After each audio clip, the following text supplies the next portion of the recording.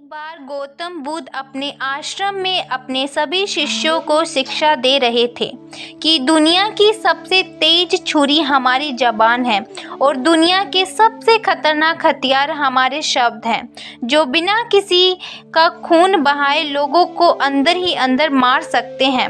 हमारे शब्द हमारी ताकत हो सकते हैं, लेकिन यह हमारे सबसे बड़ी कमजोरी भी हो सकती है अगर हमें नहीं पता कि अब कहाँ और क्या और कितना बोलना है। यदि हम सही समय पर सही इरादे के साथ सही शब्दों का प्रयोग करते हैं तो यह हमें एक सफल व्यक्ति बनाता है, लेकिन अगर हम सही समय पर सही इरादे से सही शब्दों का इस्तेमाल नहीं करते तो यह हमारे जीवन को नर्क से बदतर बना सकता है। तो दोस्तों, आज की इस स्टोरी के माध्यम से हम आपको बताने वाली हूँ कि चुप रहना कैसे हम अपने जीवन को बदल सकते हैं। आपको चुप रहने की शक्ति का एहसास इस वीडियो में होने वाला है। वीडियो शुरू करने से पहले कमेंट बॉक्स में नमो बुद्धाय लिखकर वीडियो को लाइक जरूर करें। तो चलिए शुरू करते हैं इस कहानी को। जापान में एक बहुत ही प्रसिद्ध बौद्ध भिक्षु रहा करते थे। उनका नाम रिसाई था। रिसाई अकेले रहते थे। दुनिया के शोर शराबे से दूर जंगल में वो रहते थे और वह बड़े ही ध्यान और प्रभु भक्त व्यक्ति थे, इसलिए वह पूरे जापान में बहुत अधिक प्रसिद्ध थे। एक दिन एक राजकुमारी रिसाई के पास आया और बोला, हे प्रिया भिक्षु, मैं हमेशा थका हुआ, निराशा और परेशान महसूस करता हूँ। मेरा मन बहुत अशांत रहता है। हालांकि मेरे पास सब कुछ है, दौलत, शोहरत, सुख सुविधाएं जो हर व्यक्ति चाहता है या पाने की इच्छा करता है, लेकिन फिर भी मेरे अंदर इतनी अशांति और चिंता क्यों है। रिसाई ने उसकी बात बहुत ही ध्यानपूर्वक सुनी और कुछ सोचने के बाद कहा कि तुम इस प्रश्न का उत्तर जानते हो, बस तुमने कभी इस प्रश्न को हल करने की कोशिश नहीं की। रिसाई ने आगे कहा, मैं एक रिसर्च करना चाहता हूँ, क्या तुम मेरे साथ उसमें साथ दोगे? उस रिसर्च के बाद तुम्हारे जीवन में किसी भी तरह की अशांति और चिंता नहीं रहेगी। ये बात सुनकर राजकुमार बहुत हैरान था। उसने रिसाई ने कहा, बताइए मुझे क्या करना होगा। मैंने मन ही शांति के लिए मैं कुछ भी करने को तैयार हूँ। राजकुमार की इन्हीं बातों को सुनकर भिक्षु ने कहा, तो फिर आप अगले 15 दिन के लिए मेरे आश्रम में रहोगे और एक सामान्य व्यक्ति की तरह अपना जीवन व्यतीत करोगे और इन 15 दिनों में तुम अकेले और चुप चुप रहोगे, जितना हो सके कम बोलोगे। राजकुमार उस भिक्षु की बातें सुनकर सहमत हो गया। पहले दिन राजकुमार को लगा कि उसका मन सामान्य से अधिक अशांत और विचलित है। उसके मन में तरह तरह के विचार आ रहे हैं और वह आम लोगों की तरह जीवन जीने में असमय महसूस कर रहा है।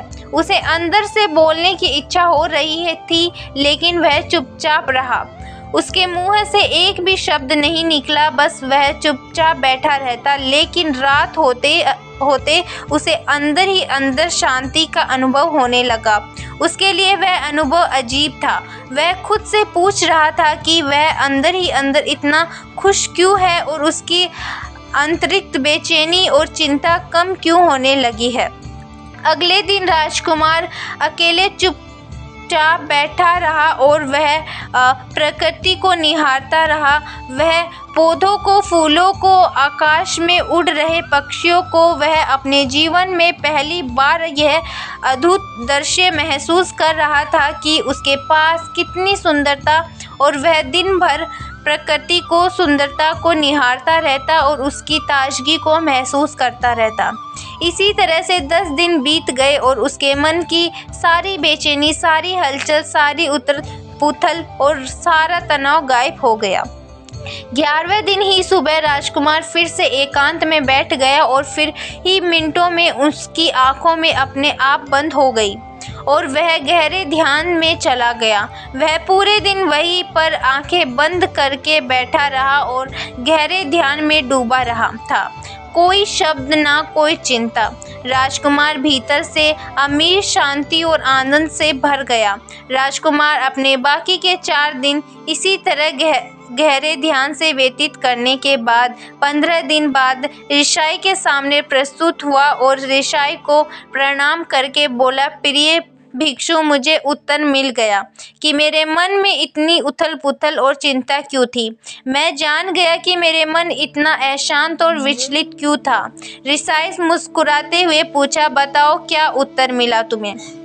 राजकुमार ने कहा, मैं आवश्यकता से अधिक बातें करता था। मैं किसी पर भी अपने शब्द और ऊर्जा व्यक्त करता था। मैं दिन भर अपने लोगों से फालतू ही बातें करता रहता और फिर उन्हीं के बारे में अकेले में सोचता रहता और ज़्यादातर समय नकारात्मक ही सोचता रहता। इस तरह मैं बस अपना समय बर्बाद कर रहा था। ज़्यादा बोलना और नकारात्मक सोचने की वजह से मेरा मन अशांत और बेचैन हो गया था और इसी वजह से मैं किसी भी काम को ठीक से नहीं कर पा रहा था, जिसकी वजह से मैं हर काम में असफल होने लगा और फिर इन्हीं लगातार मिलने वाली असफलताओं की वजह से ही मैं और उदास रहने और चिड़चिड़ा हो गया। इन्हीं सभी चीज़ों की वजह से मेरा जीवन नष्ट हो रहा था, लेकिन यहाँ पर बिताए हुए 15 दिन मेरे लिए पूरी तरह से अलग थे। मुझे कुछ अलग ही एहसास यहाँ पर हो रहा था। अब मुझे ऐसा लग रहा है कि मैं अपना जीवन पूरी तरह से जी रहा हूँ, लेकिन इससे पहले मैं अपना जीवन गलत तरीके से जी रहा था और मैंने यह भी सीखा है कि हमें सिर्फ ध्यान करने की ज़रूरत नहीं है। ध्यान अपने आप होता है जब हम इस शांत और मौन होते हैं। ध्यान के पिछले कुछ दिनों के दौरान मैंने जो पहली चीज़ सीखी वह यह है कि मनुष्य के जीवन के सबसे महत्वपूर्ण घटना स्वयं को जानना है। यह सुनकर ऋषि ने कहा, सिर्फ तुम ही नहीं, दुनिया में ज़्यादातर लोग ज़रूरत से ज़्यादा बोलते हैं। आज भी लोग ज़्यादातर समय केवल एक दूसरे को नीचा दिखाने के लिए ही बोलते हैं। कुछ लोग ना चाहते हुए भी बातें करते हैं और अपना जीवन बर्बाद कर लेते हैं। ऋषि ने राजकुमार को चुप रहने का महत्व समझाते हुए कहा, एक बार गौतम बुद्ध से उनके शिष्यों ने पूछा, प्रिय बुद्ध, आप ज़्यादातर समय चुप क्यों रहते हैं? बुद्ध ने कहा, क्योंकि चुप रहने से व्यक्ति अंदर से अंतर शांति की गहराइयों में होता है। मैंने अपने भीतर उतरने ही पहली सीढ़ी है। मैंने के बिना स्वयं को जानना असंभव है। स्वयं को जानना और समझने का पहला नियम है कि मौन को हो जाओ, उतना ही बोलो जितना अत्यंत आवश्यकता हो। बेफिजूल की बातें करना छोड़ दो।